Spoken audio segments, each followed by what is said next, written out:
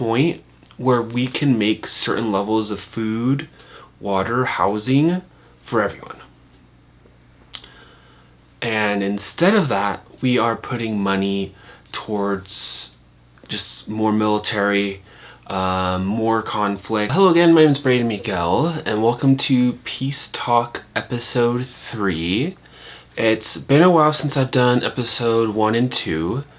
A few months now, and as we have seen, war and conflict still goes on in the world. Not only that, but the US government has decided to put billions more towards weapons and these conflicts. Included in there is some money for aid, but it's very interesting when our government is also tied to the conflict itself and trying to say it's a win that we're sending aid when we're still not standing up to the war machine, the war efforts, the bigotry, and the genocide of people in the world, and that our weapons are tied to it. So lately we've seen the students across the United States and across the world get more involved in this push for peace, and similarly to past peace movements, it has been met with violence and pushback from certain elected officials, the police, the media, and not actually kind of listening to what some of the demands are. And so it inspired me to make this next episode of Peace Talk. So that is the intro to this series. So if you missed episodes 1 and 2, we looked at the history of the Israel and the conflict and war and genocide, and taking of land in the Palestinian and Middle East region. Learned a lot through that, and we came up with some solutions as a way to push back against the narrative that what else could we do? Like, there being no other options to these human rights atrocities. And be very clear that there are other options, and not only are there other options are possible, but that it's a better investment for our money and our presence on the international level. I made this post and wrote this research piece about 2 years ago around solving world hunger, and could you do it with $5 or $10 billion? And we played with the number a little bit, but what we came to the solution was that when you're talking billions of dollars, which is 1,000 millions, you really can solve or plant the seeds to solve international and worldwide issues. You can build regenerative agriculture centers, create housing and jobs and food. And if you do this enough places around the world, you wouldn't only help stabilize and bring security to tens of thousands and eventually hundreds of thousands and millions of people, but you could change the narrative of what is possible, and showcase that there are people willing to make those changes. And so when I see that tens of billions of dollars are going to more weapons rather than housing and food, it just sparks within me that I need to keep talking about this, and we need to push towards those solutions. And I think a huge problem we have in our American political system is we don't have enough leaders that are willing to stand up to the military complex and industries we have here. And so here we are in this Peace Talk episode. We're going to talk through some very important things that we can do to transition and reclaim some of our respect and leadership on the world stage, and use it to push the world into a more positive direction. Now, I just want to go out and say that we do need humanitarian aid now, and we need to do our best to break down barriers into getting that aid out there. There are people who are currently suffering without access to food and water, and it's being shown that this is a tactic that Israel, but other countries are willing to use as well, to use violence and get the outcome they want. And those outcomes, when we're willing to use those tools, are often seated in looking at people as an other and as not worthy of human rights. And so when we talk about these issues and the need for humanitarian aid, and the people who push back against it, we really need to be comfortable calling them out as being against human rights, and breaking down some of the arguments they use. That is my puppy. My puppy, I'm in the middle of something. So I don't know when exactly this happened, but there has been a push and propaganda against the idea of like, why not just work on like solving issues at a global and international level rather than investing into necessarily like domestic security needs or bases across the world. Rather, there is an alternative future where we use that money and we use it to plant seeds for a so-called super earth, in which we do help make it so that across the world, regardless of where you're born, the culture you're brought up in, you have access to human rights and a future full of opportunity and possibility. And right now, I think rather than lead there, we are getting lost in competition rather than proactively working to create collaboration. We have technology, we have the internet, we have the resources to build manufacturing instruments to the point where we can make certain levels of food, water, housing for everyone. And instead of that, we are putting money towards just more military, more conflict, and investing into a state of the world that has yet to move past the need of violence to get what it needs. And then that leads to greed and manipulation and the use of fear to stop people from making needed change. And so my biggest takeaway, my biggest thing I want people to leave this with is the need to move past the military model and move past GDP as the measurement we use to determine a nation's success.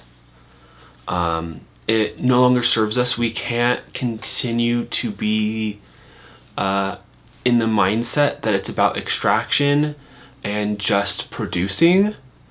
There are other things like people's health, like access to clean water, access to energy, a well-meaning job that you're able to get by, housing, the general well-being and cooperation of people that should be, and maybe we need a different metric that helps bring some of these things together that we use as like the stats we use to track things rather than GDP or unemployment rate. Some of these things fluctuate and have no real ties or no strong ties to the well-being of everyday people, as well as creating infrastructure for the well-being of future generations. And this is so important for those future generations and for those with so many years still to live on this planet. There's so much beauty and there's so much possibility, and at the same time people are undergoing struggles and we are at conflict with our built environment, from plastics being in our water and getting into our bodies to the climate itself, from the small to the big. And we can't be messing around anymore. And I think that's what the military industry is doing. They are playing games. They are racking in billions, which again is 1,000 millions. And this number is just like hard to comprehend, but it's not even being well tracked. And the only reason we need it is because we're not willing to lead at the global stage and share a vision of what's beyond conflict, and moving past this idea that like borders and that we are that we are different than people across the world, because at the base level we are all the same and we are all connected. And future generations and children, they don't pick where they're born. And I think the ideal future is that everyone who's born has the same level of privileges and opportunities and human rights. And I just think about all the cool things we could do with billions of dollars, and if we were to take these things more seriously. And I actually do think people are waking up and getting on board and wanting these changes to happen. And it's our politicians and our media and our larger structures that are the ones that are resisting out of their own greed and interests. My dog needs to chill. Okay. My conclusions are, I believe for every billion we put towards weapons, it's a billion we could be putting towards something better. We're not investing really into long-term human needs and human rights, not even domestically or internationally. We are letting the military complex get away with being a crazy amount of our budget and where our taxes go, rather than planting the seeds of what we need for our future. Because if we were to spend $1 billion rather into housing, regenerative agriculture, and healthcare and so many other things, and we were to say at the national and international level, hey, these are our priorities, let's do this instead, we would be in such a better place rather than allowing a few greedy industries, media, and politicians get away with bank robbery. And the pushback to that is, what about our opposition or those on the international level who might take advantage of that? Firstly, that's like a fear-based mentality, and sure, there are some bad leaders in some of countries, but what you miss though, besides the fact that we already have the biggest military by like multiple times over, the thing you miss is the change that we could see at the international level if we were to make that change. And what I mean by that is, when the people in those countries, if they were to see and hear that rather than spend another $100 billion on weapons, we're spending $100 billion to provide housing and combat climate change and create food for the world and new avenues for opportunity and connection, we could have a future where we don't have this conflict. And that's where I see things going in 50 to 100 years. And it could be sooner. It's all about how quickly we can start to make the change happen and how hard we fight to take down and make these greedy industries no longer relevant, as well as the politicians who are happy to do their bidding and make money off of their connections to these industries.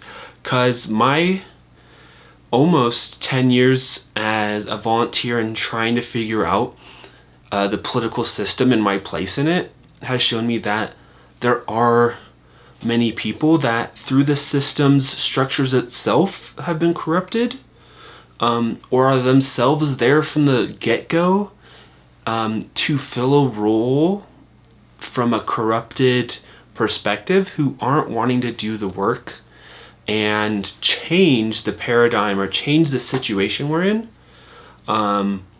And we need to rise up to combat that. And people are, which is one of the things that gives me hope and grounds me. And I find community in spaces of people who are like, let's make this happen. And we're seeing that change happen. It's just so unfortunate how slow it can be sometimes, and how messed up the strategies some people are willing to use in the meantime. And so my heart goes out to people who are suffering, who are on the front lines of dealing with this. We need to fight and center where humanitarian need is necessary right now, and do our best to move resources to those avenues and actual strategies for supporting people. And I know we have a lot of different conflicts and issues, but it's just like, it's hard for me to see the suffering without wanting to push and see what can be done immediately. And it's been baffling that our government's elected officials are so slow to be able and wanting to do anything. Yet, at least in the spheres around me and through the activist momentum I've seen, that the everyday people do want to see these changes happen. So I know it's a lot. The world's heavy right now. I wish you, whoever's watching this, the best. I'm working on a number of different like projects and ways to use my voice and stepping into my own power and my own voice to make a difference in the world.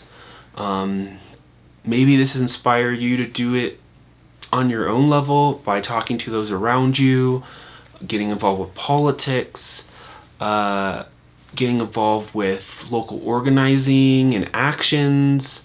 And I know we need to take care at our individual level and work to get by, and that we all have our own struggles and situations.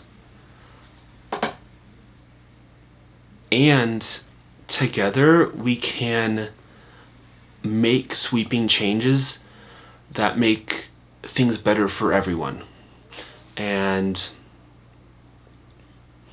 I plan to explore that more, and I hope you all do as well. So yeah, thank you for your time. Till next time, my name is Braden Miguel. Thank you for watching episode 3 of Peace Talks.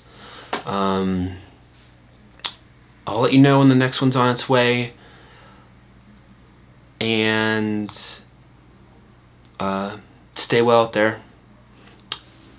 Peace, love. Have a good one.